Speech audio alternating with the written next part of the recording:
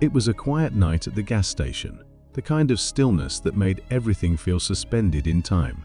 The low hum of neon lights and the occasional rustle of leaves in the cool breeze were the only sounds.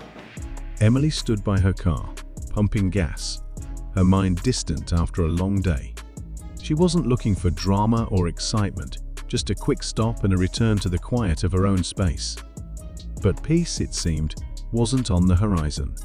A roar of engines shattered the calm, growing louder and more powerful as a pack of motorcycles rolled into the station. The sound vibrated through the air, almost as if the ground beneath her feet was trembling. Emily barely glanced up. She'd seen this before, groups of bikers swaggering through town, loud and full of themselves, their presence demanding attention. What was different, however, was the way their focus locked onto her.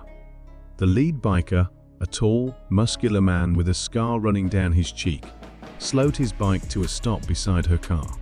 He dismounted with exaggerated slowness, making sure every movement caught her eye. His gaze swept over her, sizing her up, and then a grin spread across his face. "Hey, sweetheart," he called out in a gruff voice, thick with arrogance. "Need some help with that?" His words lingered in the air, dripping with condescension. His friends, 4 others in total, dismounted and circled her, their laughter echoing like a pack of wolves moving in. Emily didn't react immediately, taking her time to finish filling the gas tank, the nozzle clicking into place. She could feel their eyes on her, could sense their expectation that she would flinch, that she would feel intimidated, but that wasn't going to happen tonight. Finally, she turned to face the leader. Her gaze met his calm, composed, and unwavering. "What did you say?" she asked, her voice soft, but carrying an undeniable edge. For a split second, the leader's confident grin faltered, and he took a step closer, trying to regain control of the situation. "You heard me," he growled, his voice dropping to a low, threatening tone. "Maybe you need some help from a real man."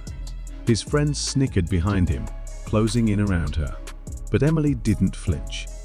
Her eyes never left the leader's, and the air around her seemed to grow thicker with each step he took. Then, with a smooth, deliberate motion, Emily reached into her jacket. The bikers stiffened, watching her every move.